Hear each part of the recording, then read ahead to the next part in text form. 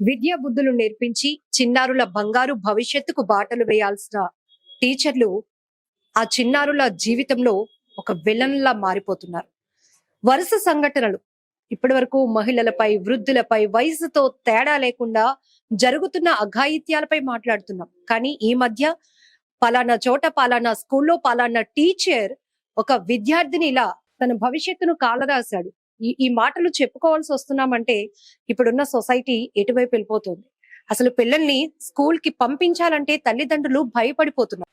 ఎక్కడ రక్షణ? విశాఖపట్నం మధురవాడలోని ఒక ప్రైవేట్ స్కూల్లో పీటీగా పనిచేస్తున్నటువంటి దుర్గా ప్రసాద్ 9వ తరగతి విద్యార్థిని భవిష్యత్తును కాలరాశాడు. తనని లొంగపరుచుకొని గర్భవతిని చేశాడు. ఇలాంటి సంఘటనల గురించి మాట్లాడుకోవాలంటేనే చాలా అసహ్యం వేస్తుంది. అయినప్పటికీ కూడా ఇలాంటి టీచర్లు ఇక టీచర్ అని పలకడం కూడా ఇబ్బందిగా అనిపిస్తోంది. సో 9వ తరగతి అంటే అమ్మాయి చక్కగా స్టడీస్ మీద కాన్సన్ట్రేట్ చేయాలి. అమ్మాయికి మంచి ఫ్యూచర్ ఉంది.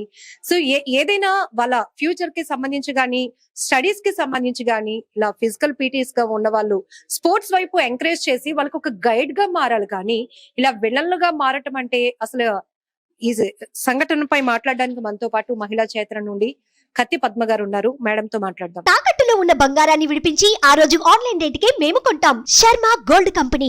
మేడం, చాలా విషయాలు ఇవి మనం డిస్కస్ చేస్తూనే ఉన్నాం. ఎక్కడ గ్రౌండ్ లెవెల్లో వీటికి అడ్డుకట్ట పడకపోవటం. ఈ రోజు పేరెంట్స్ అనే వాళ్ళు పిల్లలకి ఎక్కడ రక్షణ అంటే వాళ్ళు పేరెంట్స్ ఇద్దరు కూడా వర్క్ లో బిజీ అయిపోతూ ఉండటం, చక్కగా స్కూల్ కి వెళ్తున్నారు, పిల్లలు పాఠాలు చదువుకొని ఇంటికి హ్యాపీగా వస్తారు అనుకుంటుంటే వాళ్ళు ఎందుకు అలా మారిపోతున్నారు? ఎందుకు పిల్లలు మూడీగా ఉంటున్నారు? ఎందుకు ఇప్పుడు ఈ ఘటనలో అమ్మాయి గర్భవతి అయిన వరకు ఎవరు తెలుసుకోలేని పరిస్థితి వచ్చిందంటే ఏం చెప్తారు?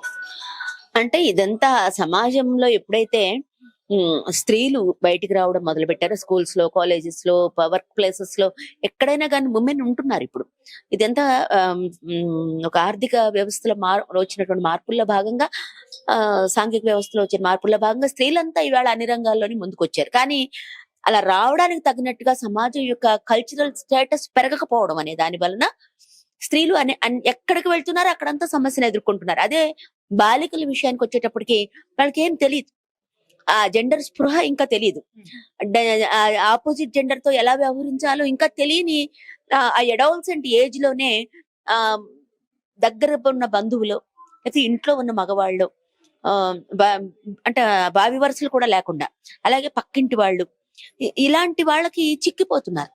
అంటే పురుషులు ఏమనుకుంటారంటే బాలికలు, స్త్రీలు, వృద్ధులైనా కానీ స్త్రీలు వాళ్ళు మనకి అవైలబుల్ గా ఉన్నారు అనుకుంటారు, మనకు దొరుకుతున్నారు అనుకుంటారు. అంటే స్త్రీని మనిషిగా కాకుండా ఒక సెక్షువల్ ఆబ్జెక్ట్ గా చూడటం అనేది మన సమాజంలో యొక్క సంస్కృతిలో భాగం అయిపోవడం వలన ఎక్కడైనా ఒంటరిగా ఆ పాప గాని, బాలిక గాని, యువతి గాని చిక్కితే ఆమెను వినియోగించుకోవడం అనేది, దానికోసం మాయ మాటలు చెప్పడం లేదా బలం ఉపయోగించడం, లేకపోతే ఎవరైనా చంపేస్తామని బెదిరించి లోబరుచుకోవడం, ఇవన్నీ జరుగుతాయి కాబట్టే చట్టాలు వచ్చాయి.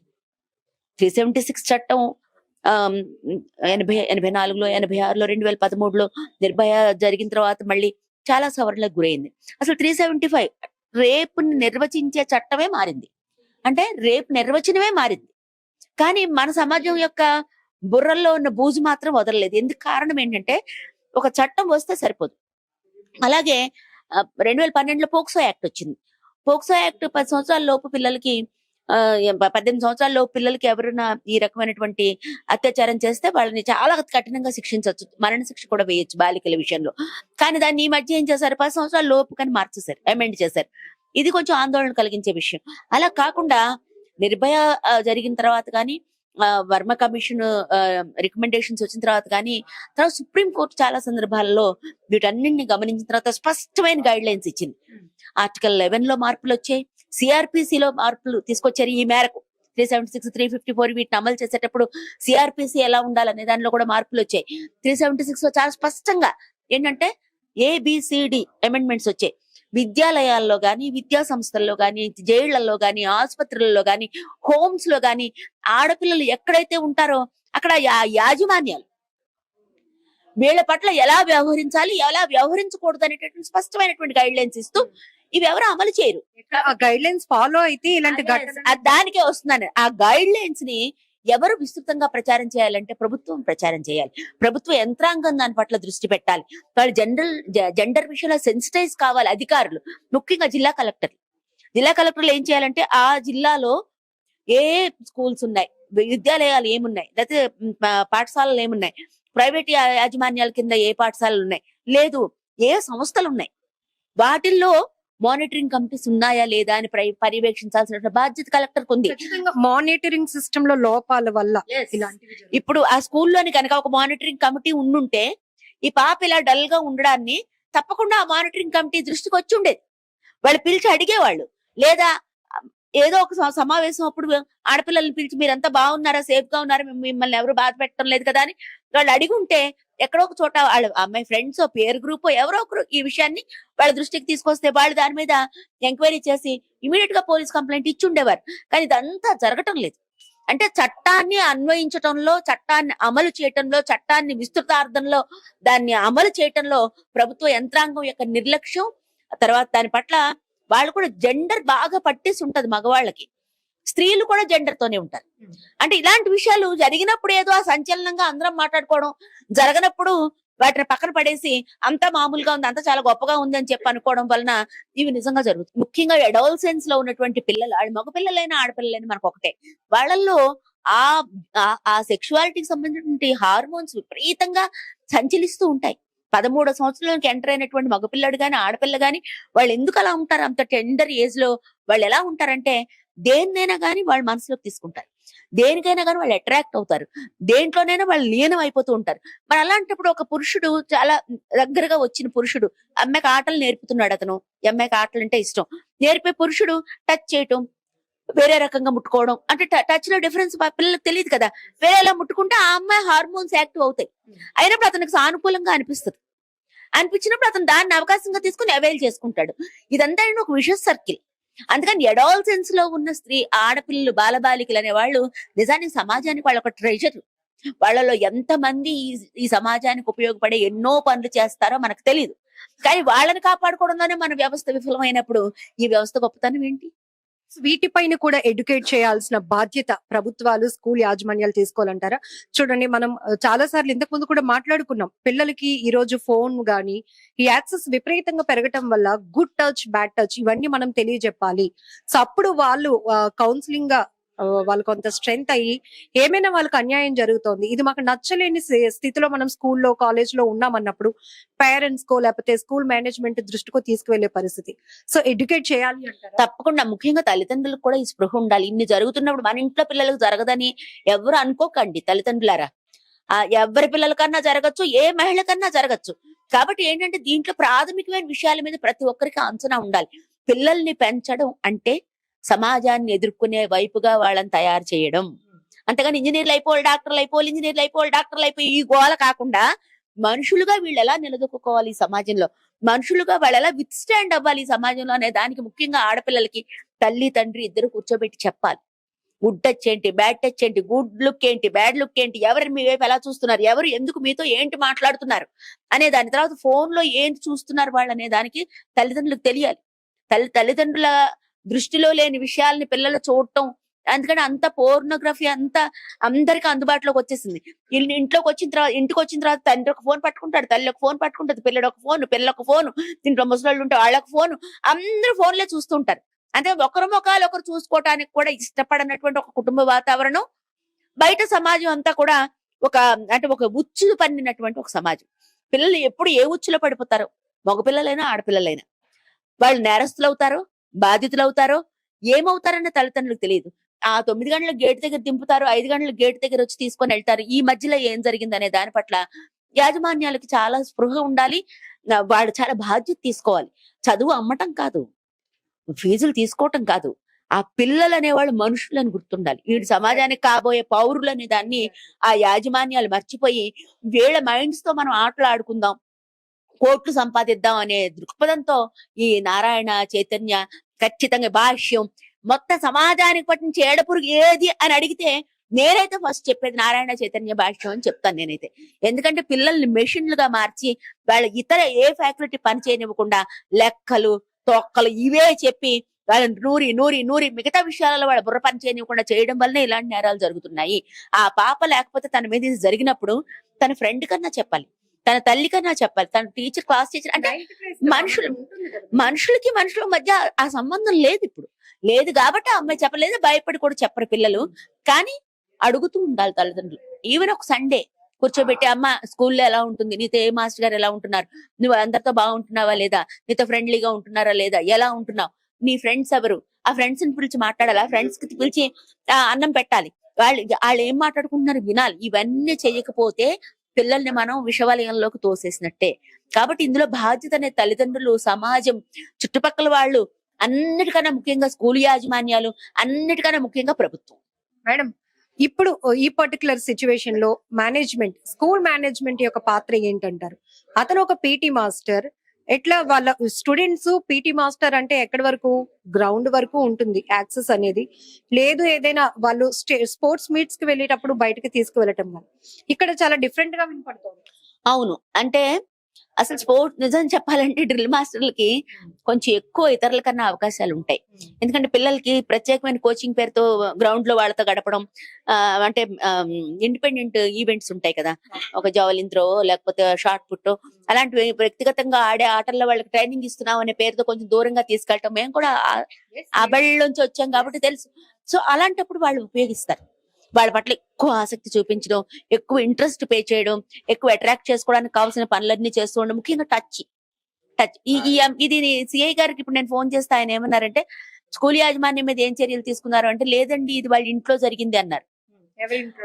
డ్రిల్ మాస్టర్ ఇంట్లో, పీఈటీ ఇంట్లో. అంటే అప్పుడు నేను అన్నాను, అసలు పీఈటీకి అమ్మాయి ఎక్కడ పరిచయం, స్కూల్లో కదా. అంటే ఈ కథ స్కూల్లో మొదలైంది, కంచికి చేరింది వాడి ఇంట్లో కావచ్చు. ఏమా నేనైతే యాజమాన్యాన్ని రక్షించడానికి ఏమైనా ప్రయత్నాలు జరగచ్చు అనేది నేను అనుకుంటున్నాను. జరుగుతున్నాయి ఏమో అనేది కూడా నా డౌట్. ఖచ్చితంగా జరుగుతుందని నేను చెప్పలేను, ఎందుకంటే ఇంకా విషయాలు బయటకు రావాల్సినవి చాలా ఉన్నాయి. టూ ఎర్లీ టు రెస్పాండ్ అనమాట.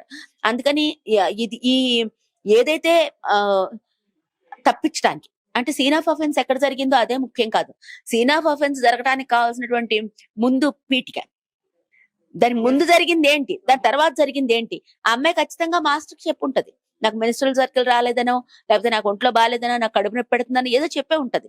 ఇది జరిగిన తర్వాత ఆ అమ్మాయి ఖచ్చితంగా ఫస్ట్ ఇన్ఫర్మేషన్ అతనికే ఇచ్చి ఉంటది. కాబట్టి అతను ఎంత బాధ్యతారహితంగా ఉన్నాడు, తన బిడ్డల తండ్రి. కానీ అతను ఇద్దరు పిల్లల తండ్రి, తనకి పిల్లలు ఉన్నారు. కానీ ఒక ఆడపిల్ల పట్ల ఇంత అమానుషంగా ప్రవర్తించిన వాడి మీద వెంటనే ఛార్జ్ షీట్ వేయాలి. పోలీసులు నిజంగా ఈ కేసులో బాగా చేశారు అని ఎప్పుడు అంటామంటే, within days charge sheet వేసి తొందరగా శిక్ష పడేలాగా కావాల్సిన చర్యలు తీసుకుంటే పోలీసులు బాగా యాక్ట్ చేశారని చెప్పి అనుకోవచ్చు. ఎందుకంటే ప్రాపర్ సెక్షన్స్ పెట్టారు, నో డౌట్.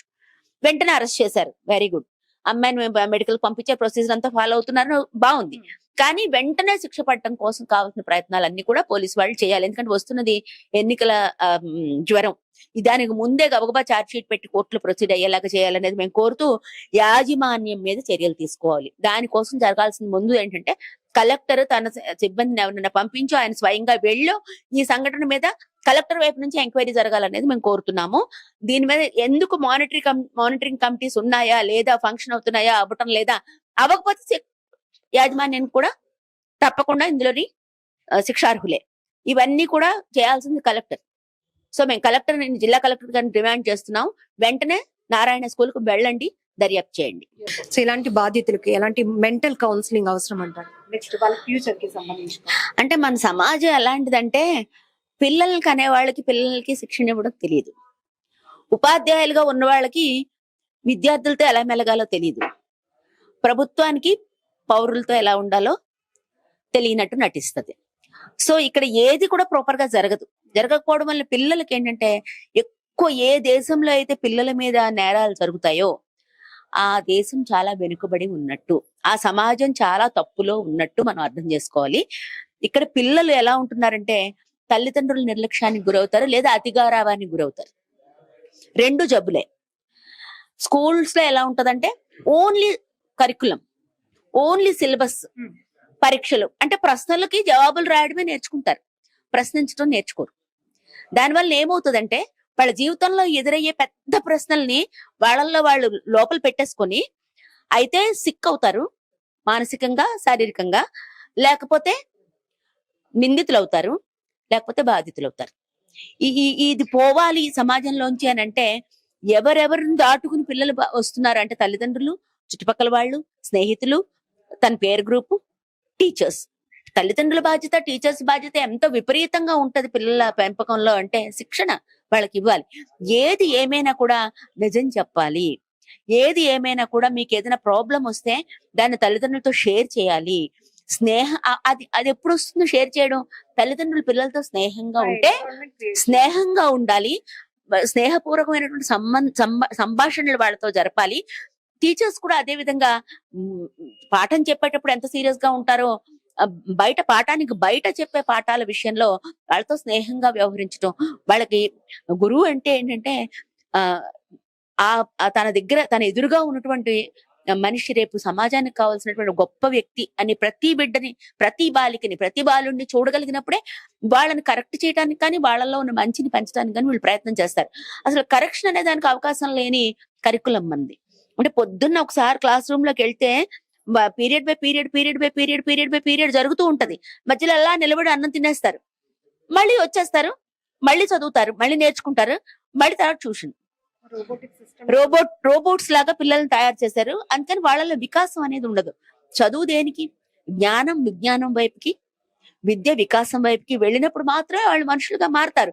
ఆ శిక్షణ అనేది స్కూల్స్ లోని, పేరెంటింగ్ లోని, చుట్టూ ఉన్న సమాజంలోని ఈ స్పృహ ఉన్నప్పుడు మాత్రమే ఈ నేరాలకు అడ్డుకట్టబడుతుంది. తప్పితే ఏదో తప్పు చేసిన వాళ్ళని ఒక శిక్ష వేసేస్తే తప్పు చేయని వాళ్ళు బోల్డ్ మంది ఉంటారు. కాబట్టి ఇంకో తప్పులోకి వాళ్ళు ఒకరి తప్పు ఇంకొక ఈ తప్పులకు కారణం అవుతుంది ఈ సమాజంలో. సో ఈ శిక్షణ అనేది మాత్రం నిజంగా చాలా అవసరం.